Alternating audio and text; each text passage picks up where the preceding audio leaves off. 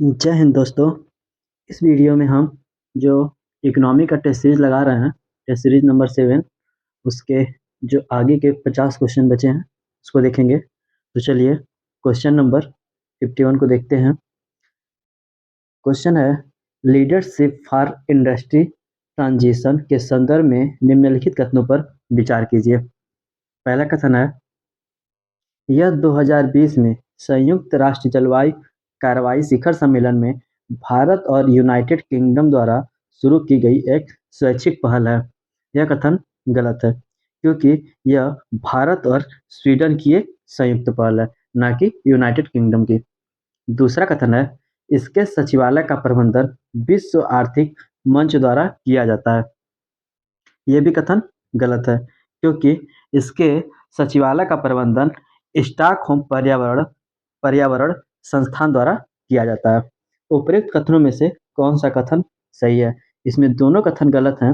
इसका सही उत्तर होगा ऑप्शन डी, ना तो 1 और ना ही 2। नेक्स्ट क्वेश्चन है, 1991 के सुधारों के पश्चात भारतीय कृषि क्षेत्र के संदर्भ में निम्नलिखित कथनों पर विचार कीजिए। पहला कथन है, कृषि क्षेत्र में सार्वजनिक निवेश के प्रतिशत हिस्से में निरंतर वृद्धि हुई है।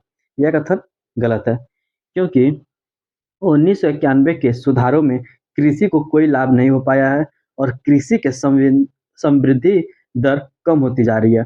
1991 से कृषि क्षेत्र में सार्वजनिक व्यय में कमी हुई है। यह कमी विशेषकर आधारभूत संरचना अर्थात सिंचाई, बिजली, सड़क निर्माण, बाजार संपर्कों और शोध प्रसार आदि पर व्यय में हुई है। यह ध्यान देने योग्य है कि हरित क्रांति में इसकी महत्वपूर्ण भूमिका रही थी। दूसरा कथन है, घरेलू बाजार के लिए उत्पादन से निर्यात बाजार के लिए उत्पादन की ओर ध्यान केंद्रित हुआ है। यह कथन सही है।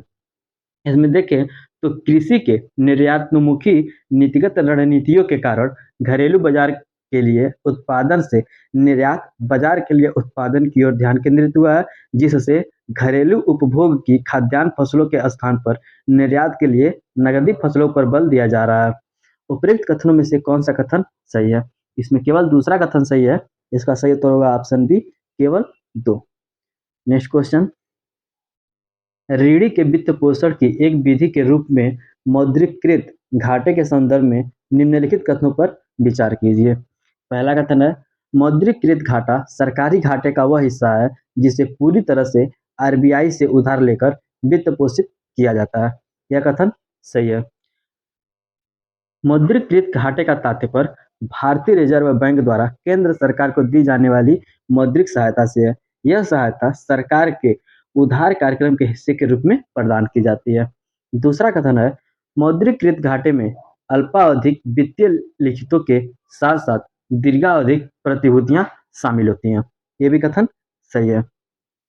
आरबीआई से लिया गया उधार अल्पावधिक और दीर्घकालिक दोनों हो सकती हैं। इसलिए मौद्रिकृत घाटा अल्पकालिक ट्रेजरी बिलों, दिनांकित प्रतिभूतियां, अनन्य रूप से आरबीआई द्वारा धारित रुपए के सिक्के तथा आरबीआई के पास सरकार के निवल जमाओं का योग होता है।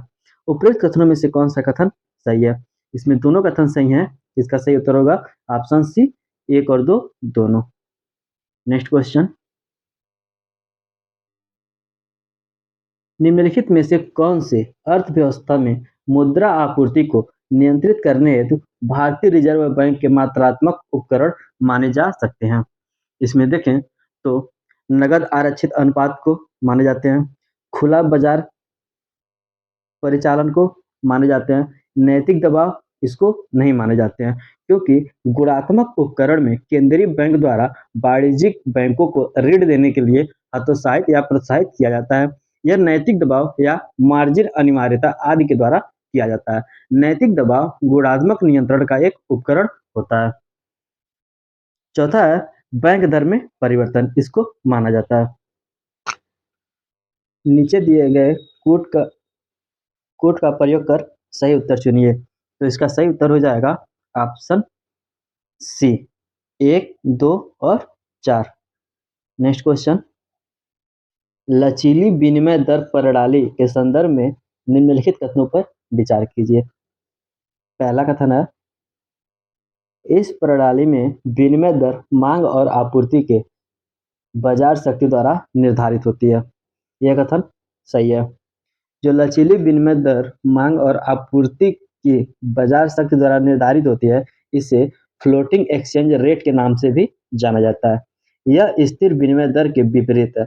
स्थिर विनिमय दर में सरकार पूरी तरह या मुख्य रूप से दर का निर्धारण करती है। दूसरा कथन है, वर्तमान में भारत पूरी तरह से लचीली विनिमय दर प्रणाली का अनुसरण करता है। यह कथन गलत है। पूर्णतः लचीली प्रणाली में केंद्रीय बैंक विदेशी विनिमय बाजार में हस्तक्षेप नहीं करते हैं। भारत में जो प्रबंधी अस्थायी विनिमय दर प्रणाली अपनाई गई है, आरबीआई विनिमय दर के नियंत्रक के रूप में कार्य करता है। उपरोक्त कथनों में से कौन सा कथन सही है? इसमें केवल पहला कथन सही है। इसका सही उत्तर होगा ऑप्शन ए, केवल 1। नेक्स्ट क्वेश्चन, बौद्धिक संपदा अधिकार के व्यापार संबंधी पहलुओं पर समझौते के संदर्भ में निम्नलिखित कथनों पर विचार कीजिए। पहला कथन है, ट्रिप्स समझौता विश्व व्यापार संगठन के सभी सदस्यों पर लागू होता है। यह कथन सही है। दूसरा है, यह समझौता किसी पेटेंट के स्वामी के अनुमति के बिना उसके अनिवार्य लाइसेंसिंग और सरकारी उपयोग की अनुमति देता है। ये भी कथन सही है। इसमें एक बात और जाने, यह अनुमति केवल कुछ शर्तों के अधीन दी जा सकती है। इन शर्तों का उद्देश्य पेटेंट स्वामी धारक के वैध हितों की रक्षा करना होता है। उपरोक्त कथनों में से कौन सा कथन सही है? इसमें दोनों कथन सही हैं। इसका सही उत्तर होगा ऑप्शन सी, 1 और 2 दोनों। नेक्स्ट क्वेश्चन, मुद्रा की परिवर्तनीयता के संदर्भ में निम्नलिखित कथनों पर विचार कीजिए। पहला कथन है, परिवर्तनीयता का तात्पर्य घरेलू मुद्रा को विदेशी मुद्राओं में और विदेशी मुद्राओं को घरेलू मुद्रा में बदलने की क्षमता से है। यह कथन सही है।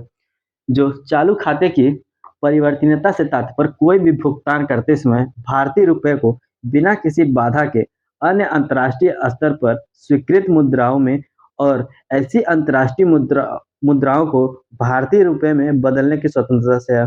इस तरह पूंजी खाते में परिवर्तनीयता का अर्थ बिना किसी बाधा के निवेश से संबंधित लेन देन के स्वतंत्रता से है। दूसरा कथन है, वर्तमान में भारत में चालू एवं पूंजी दोनों खाते के लिए आंशिक परिवर्तनीयता लागू है। यह कथन गलत है, क्योंकि वर्ष 1994 से चालू खाते से संबंधित लेन देन में भारतीय रुपये को पूरी तरह से परिवर्तनीय बना दिया गया है। हालांकि जो पिछले 3 दशकों से भारत में पूंजी खाते से संबंधित लेन देन को स्वतंत्र करने के प्रयास में एक लंबा सफर तय किया है। वर्तमान में पूंजी खाता आंशिक रूप से परिवर्तनीय है। उपरोक्त कथनों में से कौन सा कथन सही है? इसमें केवल पहला कथन सही है। सही उत्तर होगा ऑप्शन ए, केवल 1। नेक्स्ट क्वेश्चन, निम्नलिखित में से कौन से भारतीय अर्थव्यवस्था में केंद्रीय बैंक के कार्य हैं? पहला है, यह विदेशों की मुद्रा जारी करता है। सही बात, ये आरबीआई का कार्य है। दूसरा है, यह देश की मुद्रा आपूर्ति को नियंत्रित करता है। जी करता है।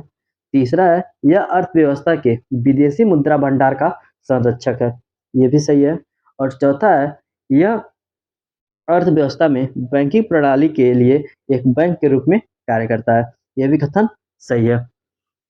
नीचे दिए गए कोड का प्रयोग कर सही उत्तर चुनिए। इसमें चारों कथन सही हैं। इसका सही उत्तर होगा ऑप्शन डी, 1, 2, 3 और 4।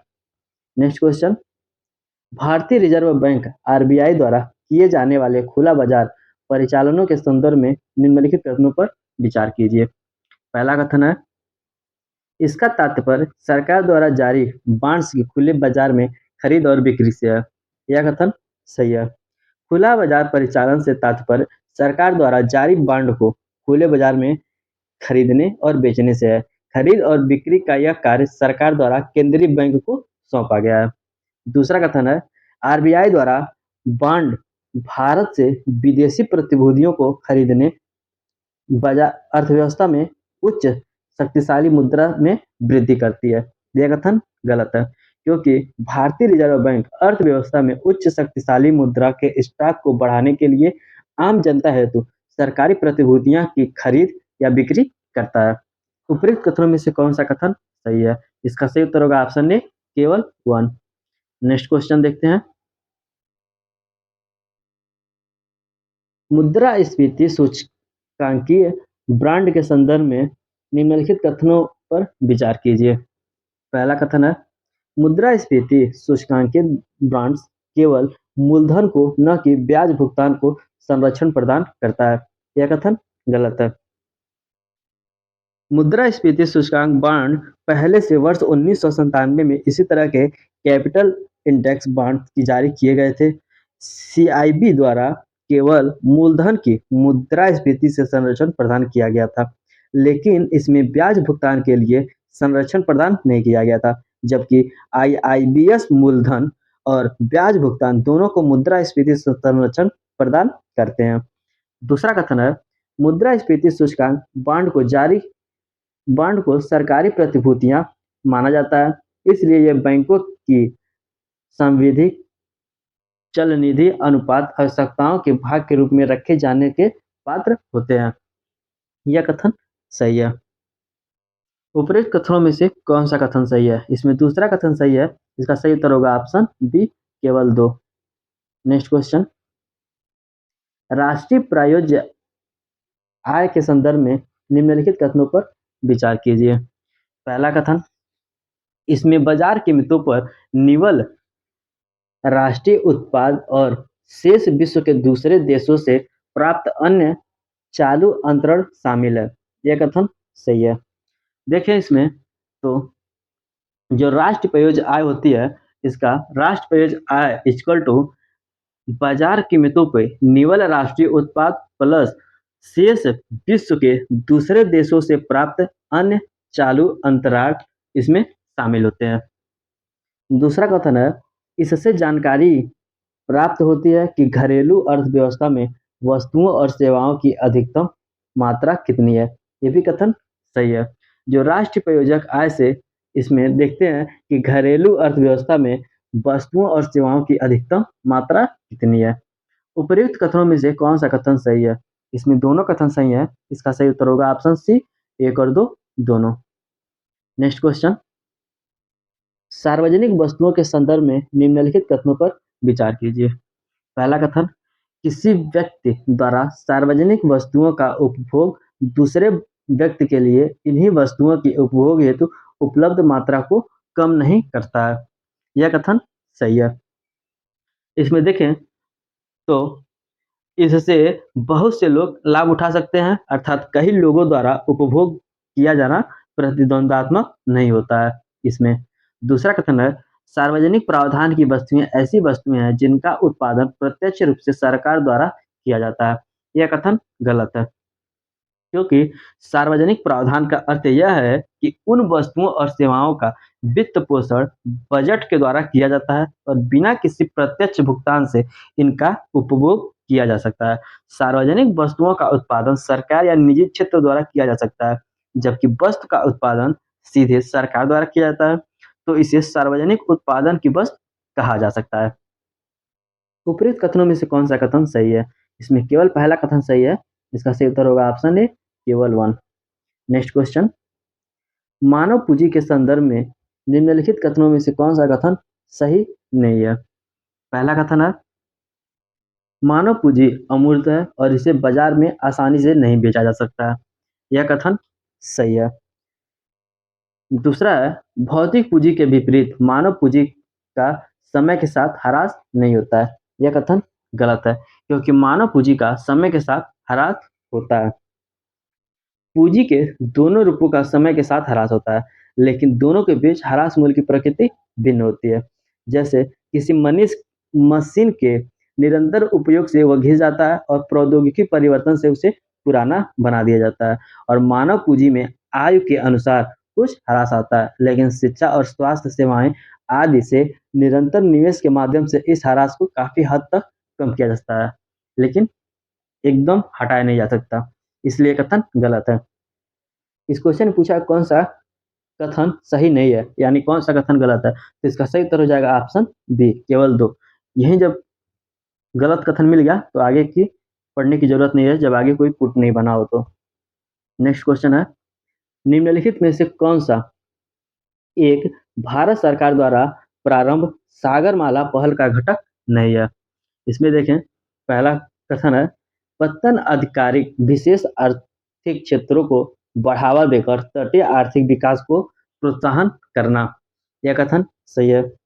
दूसरा कथन है, पोर्ट हिटर्सलैंड लिंकेज में सुधार करके कुशल निकास प्रणाली का निर्माण। यह भी कथन सही है।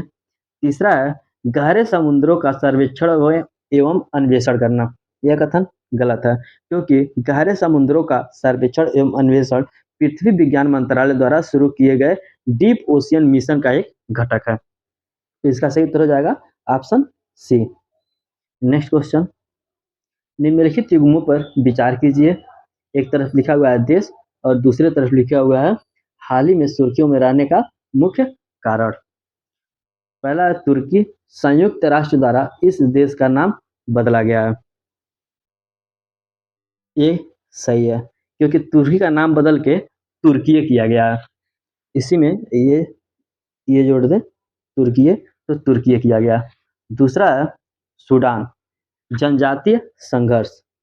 ये भी कथन सही है, क्योंकि संयुक्त राष्ट्र के अनुसार सूडान के युद्धग्रस्त दारफुर क्षेत्र में कुछ जनजातीय संघर्ष से लगभग 100 लोगों की मृत्यु हुई है, इसलिए यह चर्चा में था। तीसरा है जिम्बाब्वे, उच्च मुद्रास्फीति। यह भी कथन सही है, क्योंकि जिम्बाब्वे में मुद्रास्फीति इस टाइम लगभग 130% से भी अधिक हो गई है। चौथा है कंबोडिया, चीन द्वारा यहाँ विदेशी चौकी का निर्माण किया जा रहा है। यह भी कथन सही है, क्योंकि चीन थाईलैंड की खाड़ी में कंबोडिया के रिम नेवल बेस पर अपनी दूसरी विदेशी चौकी का निर्माण कर रहा है। चीन ने अपनी पहली विदेशी चौकी जिबूती में स्थापित की थी। ये भी ध्यान रखिएगा। उपरोक्त में से कितने सही सुमेलित हैं? इसमें चारों सही सुमेलित हैं। इसका सही उत्तर होगा ऑप्शन डी, सभी चारों युग्म। नेक्स्ट क्वेश्चन, निम्नलिखित कथनों पर विचार कीजिए।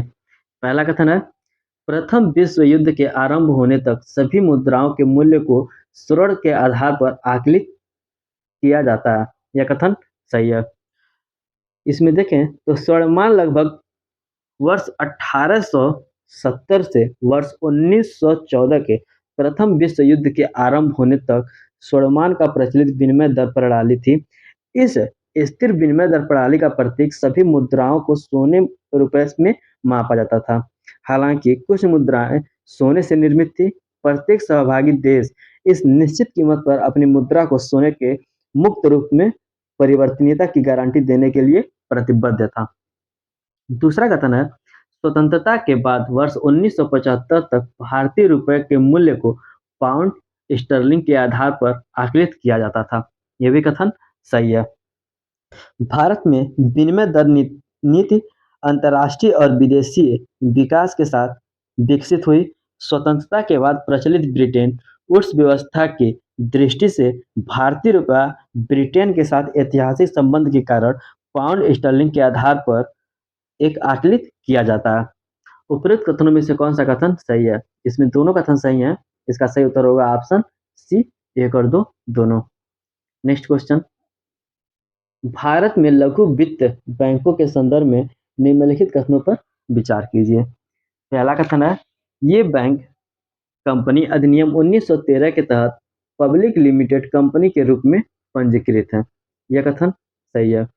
जो लघु वित्तीय बैंक कंपनी अधिनियम 2013 के तहत एक पब्लिक लिमिटेड कंपनी के रूप में पंजीकृत है और इसका उद्देश्य देश के जो सेवा से वंचित और बैंक रहित क्षेत्र को वित्तीय सेवा प्रदान करना है। दूसरा कथन है, ये बैंक जमा स्वीकार करते हैं और सेवा से वंचित और अल्प सेवा प्राप्त वर्गों को ऋण प्रदान करते हैं। ये भी कथन सही है। ग्रामीण क्षेत्रीय ग्रामीण बैंक या स्थानीय क्षेत्र के बैंक के विपरीत इनके परिचालन के क्षेत्र में जो संबंध में कोई प्रतिबंध भी नहीं लगाया गया है। तीसरा कथन है, वाणिज्यिक बैंकों की तरह इन बैंकों को नगद आरक्षित अनुपात यानी CRR और सांविधिक तरलता अनुपात SLR दोनों को बनाए रखना होता है। यह भी कथन सही है। उपरोक्त कथनों में से कौन सा कथन सही है? इसमें तीनों कथन सही हैं। इसका सही उत्तर होगा option D 1, 2, 3। Next question, Bharat में क्रिप्टो परिसंपत्ति के वर्तमान विनिमय के संदर्भ में निम्नलिखित कथनों पर विचार कीजिए। पहला कथन, ऐसी परिसंपत्ति का लाभ उठाने वाले उपभोक्ता उपभोक्ता संरक्षण 2019 के तहत संरक्षित है। यह कथन गलत है, क्योंकि सुरक्षित करने के लिए उपभोक्ता संरक्षण अधिनियम 2019 को लागू करने का सुझाव दिया गया है बस।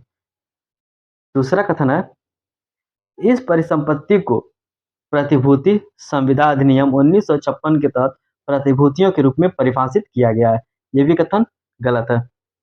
इसमें देखिए तो परिसंपत्ति प्रतिभूति संपदा अधिनियम 1956 के तहत प्रतिभूति को परिभाषा का हिस्सा नहीं है, क्योंकि प्रतिभूति संविदा अधिनियम 1956 को SCRA के रूप में जाना जाता है। तीसरा कथन है, इस परिसंपत्तियों को विदेशी मुद्रा प्रबंधन अधिनियम 1999 के तहत RBI के द्वारा विनियमित किया जाता है। यह भी कथन गलत है। इसमें FEMA के तहत RBI द्वारा क्रिप्टो ट्रेडिंग प्लेटफॉर्म से संभावित विनिमय का सुझाव दिया है। यह सुझाव इसलिए दिया गया है क्योंकि क्रिप्टो परिसंपत्ति विदेशी अधिकार क्षेत्र में व्यापार के लिए उपलब्ध होता है और विदेशों में उपभोग ऐसी मुद्रा का उपयोग करने वाले भारत का प्रेषक कर सकते हैं। उपयुक्त कथनों में से कौन सा कथन सही है? इसमें तीनों कथन गलत हैं। इसका सही उत्तर होगा ऑप्शन डी, उपयुक्त में से कोई नहीं। नेक्स्ट क्वेश्चन, निम्नलिखित में से कौन संस्था पर्यावरण प्रदर्शन सूचकांक EPI जारी करता है? इसका सही उत्तर होगा ऑप्शन बी, विश्व आर्थिक मंच के द्वारा जारी किया जाता है। नेक्स्ट क्वेश्चन, समस्त मौद्रिक संस्थाओं के संदर्भ में निम्नलिखित कथनों पर विचार कीजिए। पहला कथन है, M3 को संकुचित मुद्रा कहा जाता है। इसमें देखें तो ये कथन गलत है, क्योंकि M3 बराबर होता है M1 प्लस वाणिज्यिक बैंकों के निवल आवधिक जमाएं। इसमें M1 और M2 को संकुचित मुद्रा के रूप में जाना जाता है और M3 और M4 को व्यापक मुद्रा के रूप में जाना जाता है। दूसरा कथन है, M1 मुद्रा के तरल माप सबसे कम जबकि M4 मुद्रा के तरल माप सबसे अधिक होते हैं। यह भी कथन गलत है। M1 लेन देन के लिए सबसे तरल और आसान माप है, जबकि M4 सबसे कम तरल मापा जाता है। उपरोक्त कथनों में से कौन सा कथन सही है? इसका सही उत्तर होगा ऑप्शन डी, ना तो एक और ना ही दो। नेक्स्ट क्वेश्चन, कोर मुद्रास्फीति के संदर्भ में निम्नलिखित कथनों पर विचार कीजिए। पहला कथन, यह खाद्य पदार्थ तथा ऊर्जा के मूल्य में परिवर्तनों को प्रदर्शित करती है। यह कथन गलत है, क्योंकि इन वस्तुओं में खाद्य पदार्थ और ऊर्जा प्रमुख हैं। जिसमें कोर मुद्रास्फीति को मूलभूत मुद्रास्फीति कहते हैं। यह मुद्रास्फीति की एक ऐसी माप है जिसमें अस्थिर या मूल्य उतार चढ़ाव को सामने करने वाली वस्तुओं में शामिल नहीं किया जाता है। दूसरा कथन है, जब कोर मुद्रास्फीति में वृद्धि होती है तब भारतीय रिजर्व बैंक बाजार से अतिरिक्त तरलता को सोखने के लिए प्रमुख नीतिगत दरों को बढ़ा देती है। यह कथन गलत है।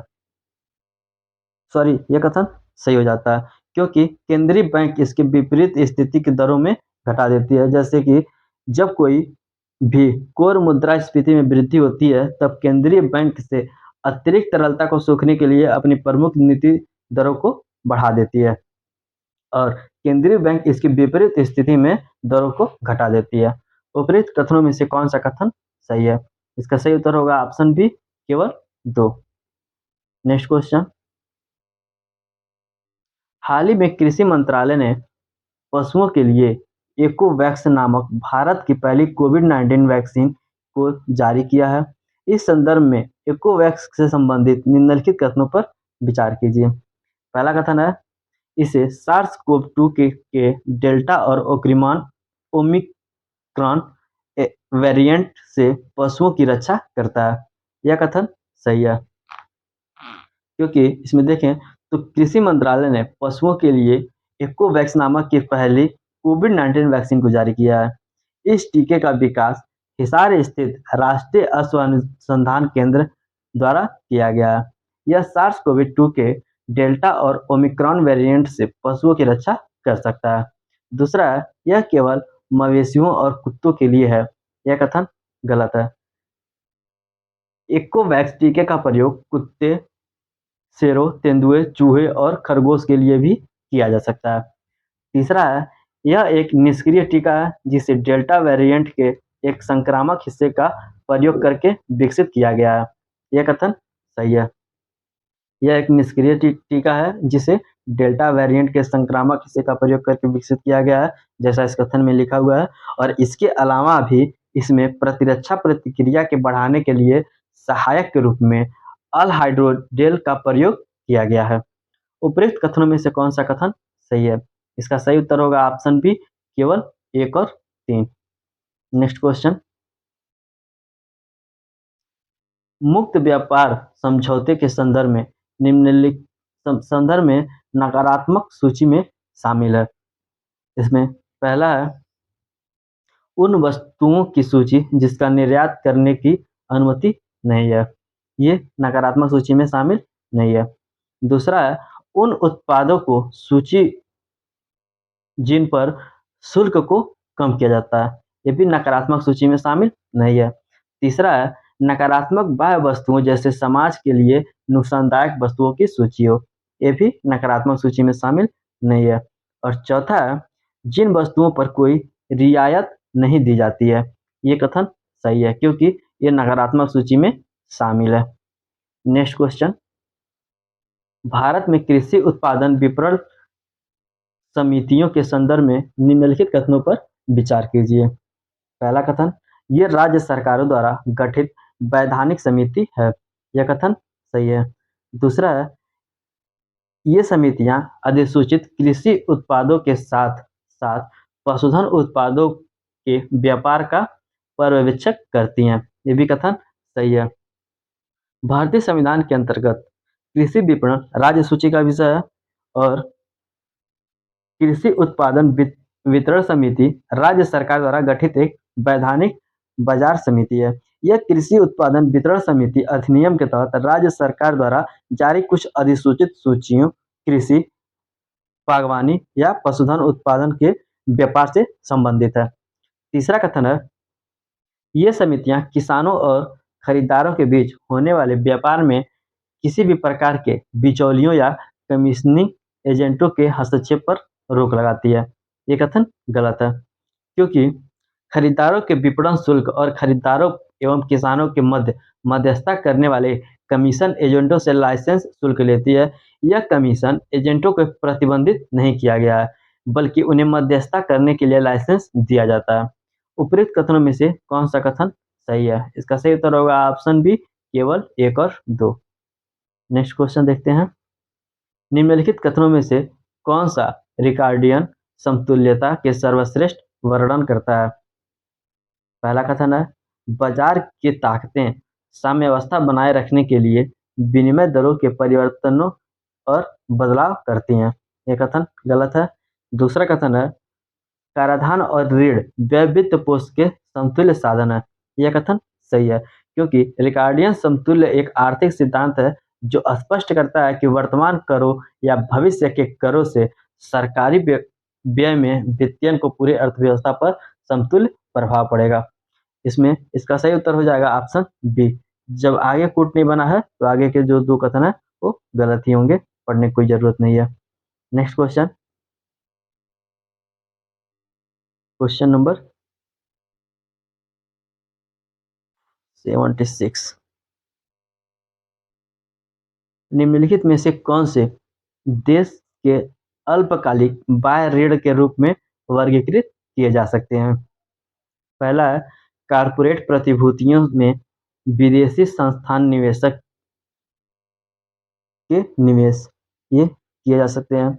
दूसरा है, विदेशी केंद्रीय बैंक द्वारा ट्रेजरी बिल्स में निवेश, ये भी किए जा सकते हैं क्योंकि जो अल्पकालिक बाह्य ऋण से में इसमें जो शामिल है वो व्यापार ऋण और विदेशी संस्थात्मक निवेशकों के सरकारी ट्रेजरी बिल और कॉर्पोरेट प्रतिभूतियों में निवेश, विदेशी केंद्रीय बैंक एवं अंतर्राष्ट्रीय संस्थानों आदि द्वारा ट्रेजरी बिल में निवेश और केंद्रीय बैंक और वाणिज्यिक बैंकों के बाह्य ऋण होते हैं।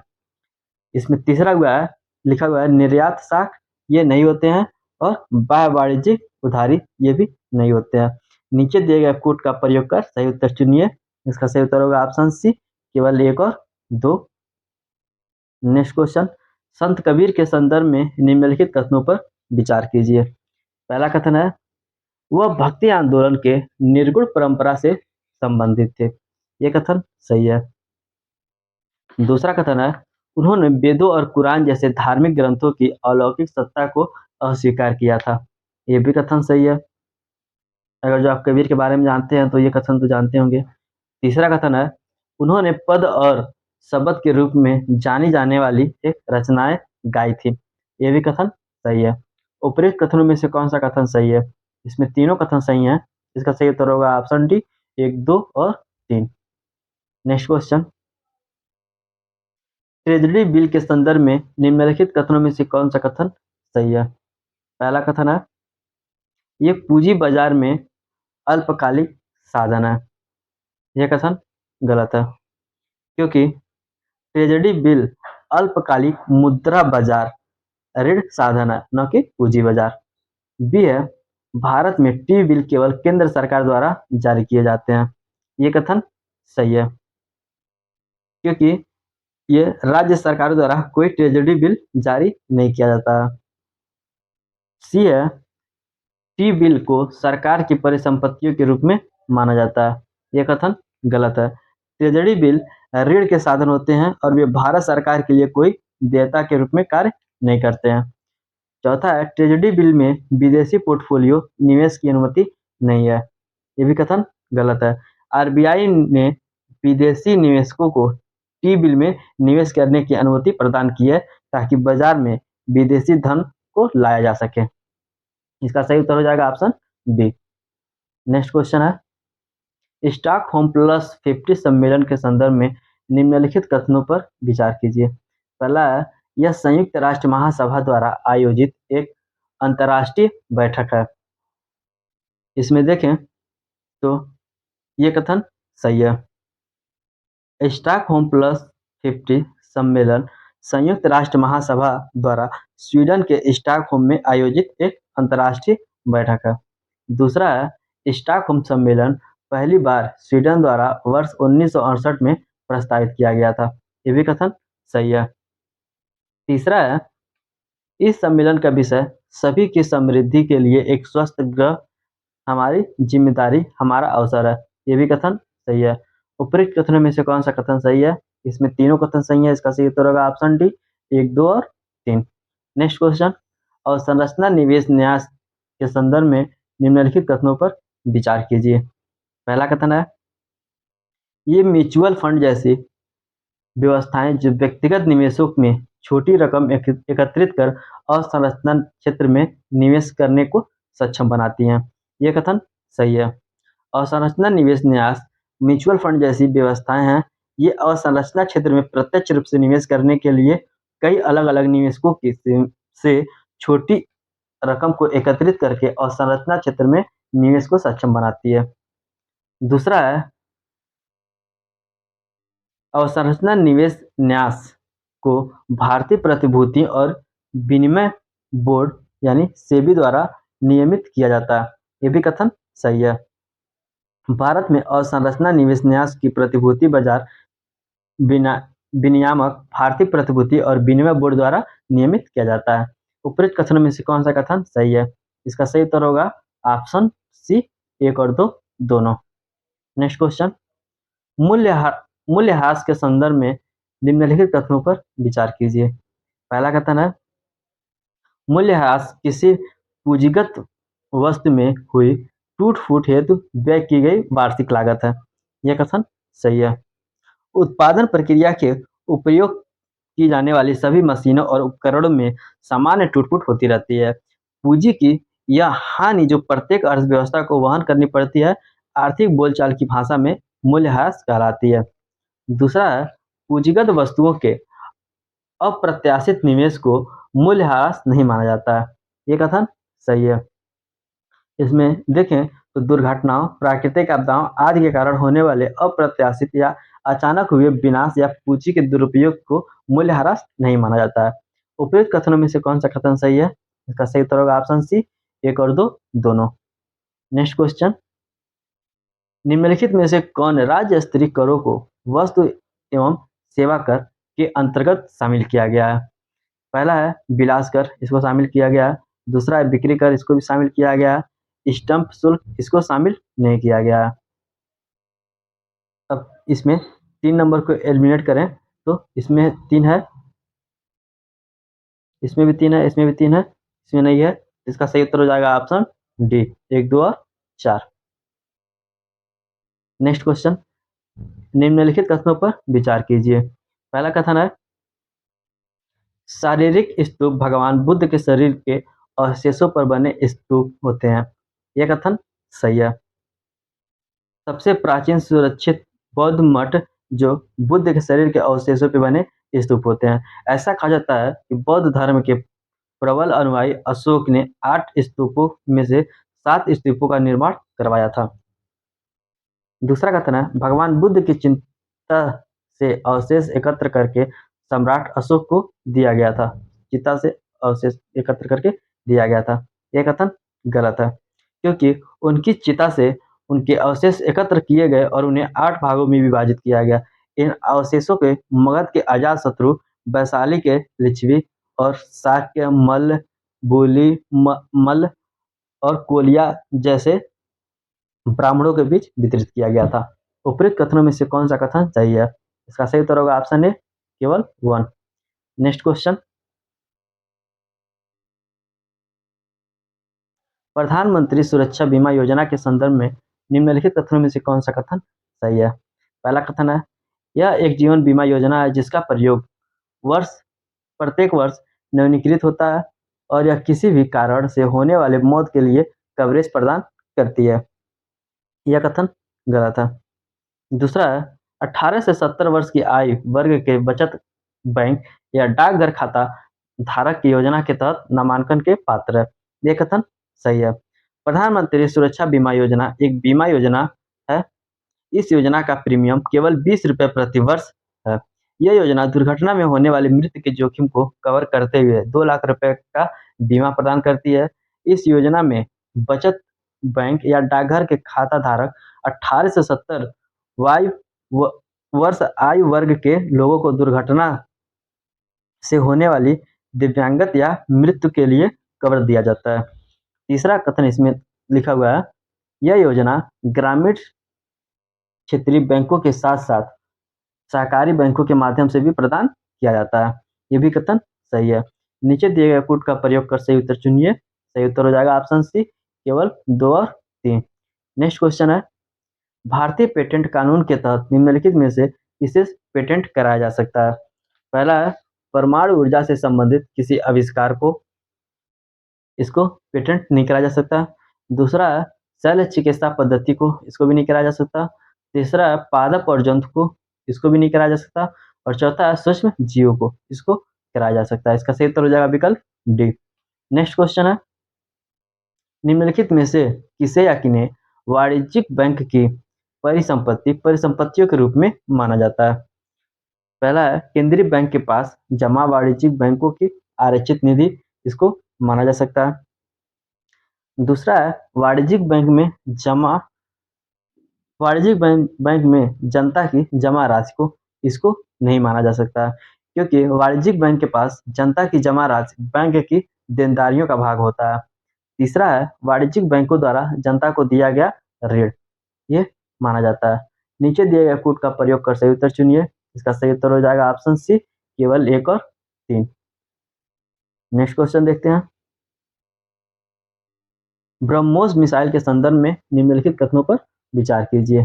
पहला कथन है इसे एकीकृत निर्देश मिसाइल विकास कार्यक्रम के तहत विकसित किया गया है। यह कथन गलत है, क्योंकि एकीकृत निर्देशित मिसाइल विकास कार्यक्रम को डॉक्टर एपीजे अब्दुल कलाम के नेतृत्व में प्रारंभ किया गया था। यह कार्यक्रम में देखें तो पृथ्वी, अग्नि, त्रिशूल, आकाश नामक आग सहित विभिन्न मिसाइलों की श्रृंखला इसमें शामिल है। दूसरा कथन है, यह ठोस प्रद्योतक बूस्टर इंजन के साथ 2 चरणों वाली मिसाइल है। यह कथन सही है। ये द्विचरणीय मिसाइल है। तीसरा है, यह मिसाइल अपने लक्ष्य तक के मार्ग के विभिन्न उड़ानों को अपनाते हुए दागों और भूल जाओ के सिद्धांत पर कार्य करती है। यह भी कथन सही है। उपरोक्त कथनों में से कौन सा कथन सही है? इसका सही उत्तर होगा ऑप्शन बी, केवल 2 और 3। नेक्स्ट क्वेश्चन, फिशिंग कैट के संदर्भ में निम्नलिखित कथनों पर विचार कीजिए। पहला कथन है, भारत में फिशिंग कैट सुंदरवन के मैंग्रोव वनों में ही पाई जाती है। आप देखिएगा इस पे जोर दिया गया है कि केवल सुंदर वनों के मैंग्रोव में ही पाई जाती है। यह कथन गलत है, क्योंकि ये चिल्का झील में जो उड़ीसा में है वहां भी पाई जाती है। दूसरा कथन है, यह पश्चिम बंगाल का राजकीय पशु है। यह कथन सही है।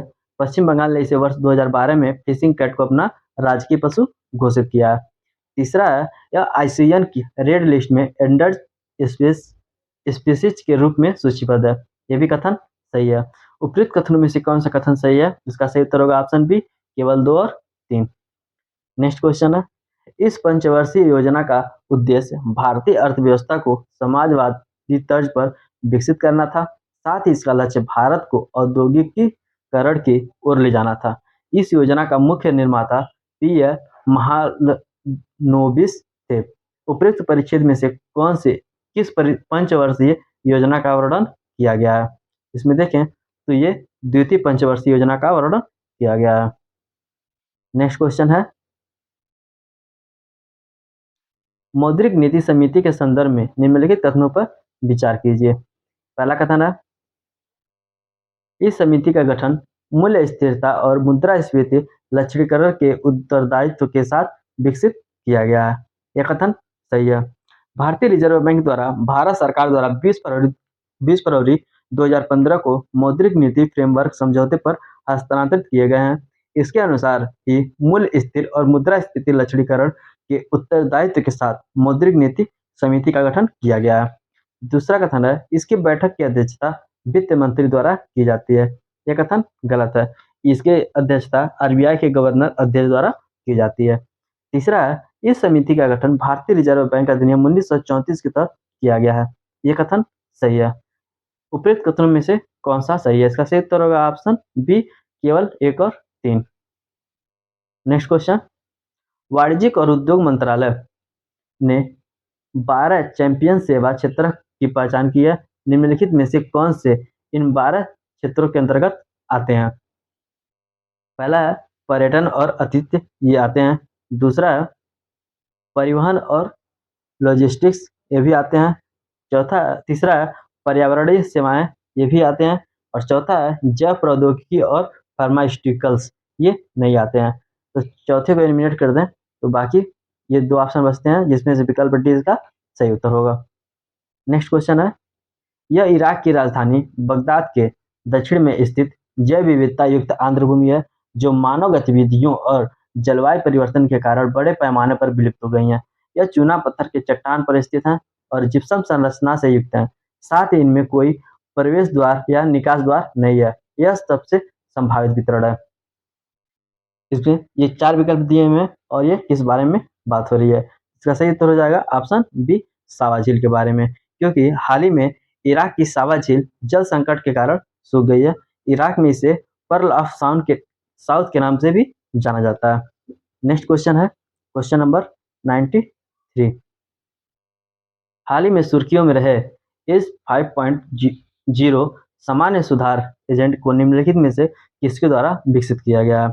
इसका सही उत्तर होगा ऑप्शन बी, सार्वजनिक क्षेत्र के बैंक के द्वारा, क्योंकि जो इस 5.0 के जो सार्वजनिक क्षेत्र के बैंक के लिए सामान्य सुधार एजेंट प्रस्तुत किया गया है, इसमें सार्वजनिक क्षेत्र के बैंक इसमें शामिल है। तो इसका सही उत्तर हो जाएगा ऑप्शन बी। नेक्स्ट क्वेश्चन है क्वेश्चन नंबर 94। मधुमेह के विभिन्न प्रकारों के संदर्भ में निम्नलिखित कथनों पर विचार कीजिए। पहला कथन है, टाइप 1 मधुमेह में शरीर शरीर का इंसुलिन उत्पादन या तो कम हो जाता है या कोशिकाएं इंसुलिन के लिए प्रतिरोधी बन जाती हैं। यह कथन गलत है। दूसरा कथन है टाइप 2 मधुमेह में अग्नाशय पूरी तरह से इंसुलिन का उत्पादन बंद कर देता है। यह भी कथन गलत है, क्योंकि इसमें देखें तो टाइप 1 मधुमेह एक ऐसी स्थिति है जहां अग्नाशय पूरी तरह से इंसुलिन का एक उत्पादन बंद कर देता है। यह हार्मोन्स यकृत, वसा और शरीर के अन्य कोशिकाओं में ग्लूकोज के अवशोषण को बढ़ाकर या घटाकर रक्त में ग्लूकोज के स्तर को नियंत्रित करता है। यह टाइप 2 मधुमेह के ठीक विपरीत है। देश के 90% से अधिक मामले टाइप 2 मधुमेह के होते हैं।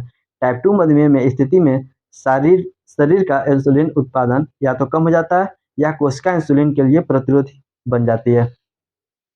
तीसरा है मधुमेह कीटोएसिडोसिस में मानव शरीर के लिए ग्लूकोज के अवशोषित करने में सक्षम नहीं होता है और इसके लिए शरीर वसा को तोड़ना शुरू कर देता है। यह कथन सही है। चौथा कथन है यदि टाइप 2 मधुमेह से ग्रसित व्यक्ति इंसुलिन लेना बंद कर दे तो कुछ हफ्तों के भीतर उसकी मृत्यु हो जाएगी।